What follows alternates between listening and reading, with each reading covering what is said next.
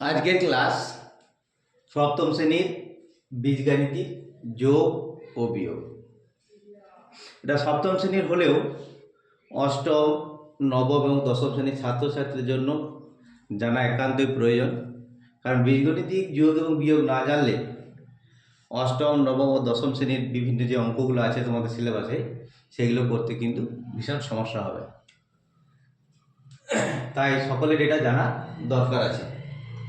দেখো, বীজগাণিতিক যোগ বিয়োগ শিখতে গেলে বা একটা স্পষ্ট ধারণা করতে হলে তোমাকে প্রথমে সংখ্যা রেখাটা জানতে হবে। সংখ্যা রেখাটা কি? এই দেখো, আমি বোর্ডে একটা সংখ্যা রেখার ছবি এঁকেছি। এটা হচ্ছে শূন্য, এটা হচ্ছে সংখ্যা রেখার মাঝে শূন্য থাকবে। এদিকে ডান দিকে যখন হচ্ছে +1, +2, +3, +4, +5, +6, +7, +8 এভাবে অসীমভাবে বিস্তৃত। আর বাঁ দিকটায় শূন্যর বাঁ দিকে -1, -2, -3 এভাবে গেছে, এটাও অসীম তীর চিহ্ন দেওয়া আছে, মানে এটা অসীমভাবে এদিকে বিস্তৃত। এবারে মনে করো আমি +5 এবং +3 যোগ করছি, তাহলে কি হচ্ছে, +5 আর +3 যদি আমি যোগ করি, তাহলে প্লাস মানে আমি যা কি করবো, ডান দিকে যাব, যত প্লাস থাকবে সেটা আমি ডান দিকে, আর মাইনাস হলে বাঁ দিকে। যদি প্লাস হয় তাহলে আমি যাবো কি সংখ্যা রেখার ডান দিকে, আর মাইনাস হলে যাবো আমি সংখ্যা রেখার বাঁ দিকে। তাহলে যদি +5 হয় তাহলে আমি কি করবো, এই শূন্য থেকে শুরু হবে। তাহলে শূন্য থেকে যদি আমি 5 +5 মানে আমি ডান দিকে 5 ঘর গেলাম, এদিকে এই দিকে গেলাম আমি 5 ঘর। তারপরে কত আছে, +3, তাহলে আমি আরো ডান দিকে 3 ঘর যাব, +3, তাহলে কত হলো, আমি শূন্য থেকে শুরু করেছিলাম, পৌঁছালাম কত, 8-এ, মানে কি +8। বুঝতে পেরেছো? +5 মানে আমি ডান দিকে 5 ঘর যাব, +3 মানে আরো ডান দিকে আরো 3 ঘর, তার মানে টোটাল কত হলো, +8 ঘর। ঠিক আছে। এরপরে মনে করবে এটা +3 না হয়ে যদি -3 হয়, এটা +3 না হয়ে যদি মাইনাস হয়, তাহলে কিভাবে করবো? দেখো, প্লাস কি বললাম, +5 মানে আমি ডান দিকে 5 ঘর গেলাম, এবার হচ্ছে -3 মানে আমি বাঁ দিকে 3 ঘর ঘুরে আসবো, বাঁ দিকে আমি 3 ঘর ঘুরে আসবো। 3 ঘর যদি আমি ঘুরে আসি এদিকে, -3 এদিকে আসছে, তাহলে কিন্তু কোথায় এসে দাঁড়াচ্ছে আমার সংখ্যা রেখাটা, +2। তার মানে +5 আর -3 যোগ করলে হবে +2। বুঝতে পেরেছো? +5 মানে আমি ডান দিকে 5 ঘর গেলাম, -3 আর বাঁ দিকে 3 ঘর ঘুরে এলাম, তাহলে এসে শূন্য থেকে শুরু করেছিলাম, 5 ঘর গিয়ে আবার 3 ঘর ঘুরে এলাম, মানে 2 এসে দাঁড়ালাম। কোন 2? +2। চিহ্নটা কিন্তু খুব ইম্পর্টেন্ট বীজগণিতের ক্ষেত্রে। +2 শুধু 2 বললে কিন্তু হবে না, +2 না -2, এটা কিন্তু সংখ্যাটা উল্লেখ করার প্রয়োজন আছে। তাহলে এটা কি হচ্ছে, তাহলে +5 আর -3 যোগ করলে কি হচ্ছে, +2। ঠিক একইভাবে যদি এটা আমি -5 হয়, মাইনাস যদি 5 হয়, -5 আর +3, তাহলে কি হবে, -5 মানে মাইনাস মানে কি বললাম আমি, বাঁ দিকে, মাইনাস মানে আমি বাঁ দিকে যাবো 5 ঘর, বাঁ দিকে 5 ঘর এলাম, +3 আবার ডান দিকে আমি 3 ঘর ঘুরে যাব, 3 ঘর, এটা -5, এটা হচ্ছে +3। কোথায় এসে থাকলো আমি, সংখ্যায় আমার রশ্মিটা এসে কোথায় দাঁড়ালো, রশ্মিটা আবার শূন্য থেকে শুরু করে -5 মানে বাঁ দিকে 5 ঘর, তারপর +3 আবার ডান দিকে 3 ঘর, রশ্মি এসে দাঁড়ালো -2, -2 এসে দাঁড়ালো। ঠিক একইভাবে এটা যদি +3 না হয় -3 হতো, তাহলে কি হতো, -3 যদি হতো তাহলে কি হবে, -5 মানে 5 ঘর বাঁ দিকে, -3 মানে আরো বাঁ দিকে 3 ঘর, তাহলে আমার কি দাঁড়াচ্ছে, -8 এসে রশ্মিটার মধ্যে দাঁড়ালো কোথায়, -8, তাহলে এটা হচ্ছে -8। বুঝতে পেরেছো? এই সংখ্যা রেখা সম্পর্কে একটা ধারণা হবে।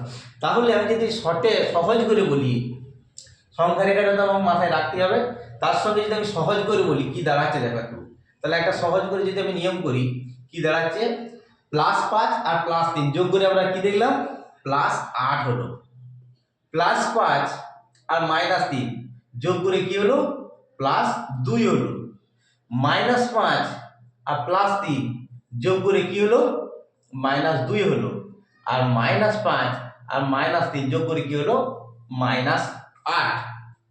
ঠিক আছে, তাহলে আমি যদি একটা সহজ করে একটা নিয়ম করি, কি হচ্ছে যখনই আমি দেখছি যে দুটো চিহ্নই আমার একই, দুটো চিহ্ন দেখো একই, এখানে +2 +3, তাহলে 5 আর 3 যোগ হয়েছে 8। আর এইখানে দেখো দুটো চিহ্ন একই, দুটোই মাইনাস, এখানেও যোগ হয়েছে -8, চিহ্নটা কিন্তু মাইনাস। +5 +3 যখন যোগ করছি তখন দুটো কি হচ্ছে +8, আর -5 আর -3 যোগ করলে হচ্ছে -8। কিন্তু যখন আমার একটা প্লাস চিহ্ন হচ্ছে আর একটা মাইনাস চিহ্ন হচ্ছে, দেখো বিয়োগ হয়েছে, 5 থেকে 3 বিয়োগ করলে 2, আর চিহ্নটা কি হচ্ছে যে সংখ্যাটা বড় তার চিহ্নটা বসবে। এটা কে বড়, 5 না 3? কে বড়, 5। তাহলে 5 এর চিহ্ন কি প্লাস, প্লাস হয়েছে। এখানে -5 আর +3, কে বড়, 5 বড়, তাহলে 5 এর চিহ্ন কি আছে মাইনাস, না -2 হয়েছে।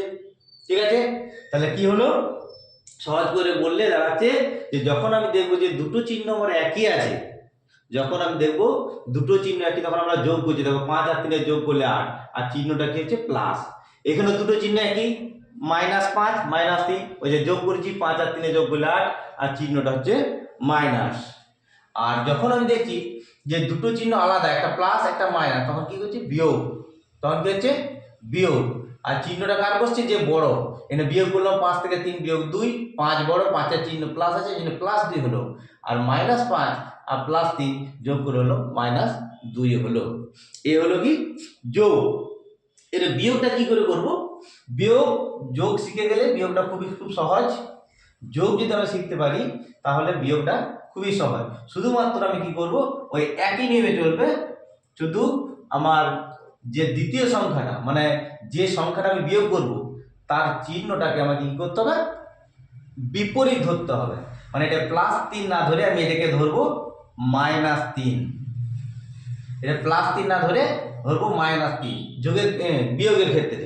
ঠিক আছে, বিয়োগের ক্ষেত্রে আমি যেটা বিয়োগ করব সেই চিহ্নটাকে আমাকে বিপরীত ধরতে হবে। যদি প্লাস হয় তাহলে মাইনাস ধরবো, মাইনাস হলে প্লাস ধরবো। যেমন আমার এখানে 5 থেকে +3 বিয়োগ করতে বলেছে, তাহলে আমি কি করব, +3 না বুঝে এটাকে -3 ধরবো। তাহলে আমি যোগের নিয়মটা মনে করো, +5 আর -3। +5 মানে কি, 5 ঘর ডান দিকে গেলাম, -3 মানে বাঁ দিকে, এবার 3 ঘুরে এলাম, মানে হচ্ছে +2 হলো বিয়োগ। একই ভাবে যদি এইটা বিয়োগ করতে বলে তাহলে এটা কি আছে, আমার +3 আছে, তাহলে +3 থেকে কি বললো, এই -3 আছে, -3 থেকে আমি কি করবো, +3 ধরবো।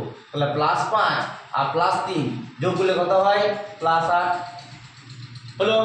এই যদি -5 থেকে +3 যোগ বিয়োগ করতে বলে কি করবো, এটা +3 আছে, তাহলে এটাকে কি করবো, -3 ধরবো।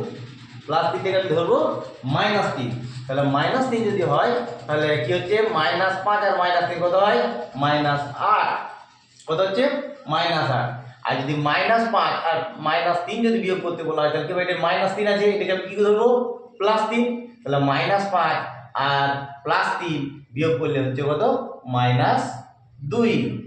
ঠিক আছে, শুধু মনে রাখতে হবে যে বিয়োগের সময় যে সংখ্যাটা আমি বিয়োগ করব তার চিহ্নটাকে বিপরীত করতে হবে।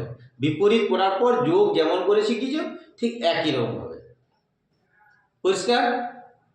আমরা কি যোগে তাহলে কি দেখলাম, দুটোই যখন দেখবো, আরেকবার আমি রিপিট করছি, যদি একই চিহ্ন থাকে তাহলে যোগ করব, দুটো প্লাস হলো যোগ, দুটো মাইনাস হলো যোগ। দুটো প্লাস হলে যোগ করব কিন্তু চিহ্নটা প্লাস, দুটো মাইনাস হলে যোগ করব কিন্তু চিহ্নটা মাইনাস। আর যখন একটা প্লাস একটা মাইনাস থাকবে তখন কি করব, বিয়োগ করব, এবং যে সংখ্যাটা বড় তার চিহ্নটা বস করাবো। আর বিয়োগের ক্ষেত্রে কি, বিয়োগের ক্ষেত্রে যে সংখ্যাটা আমি বিয়োগ করব তার চিহ্নটাকে শুধু বিপরীত করব, মানে প্লাস থাকলে মাইনাস, মাইনাস থাকলে প্লাস, বাকি যোগ যেমন করে করি সেভাবে হবে।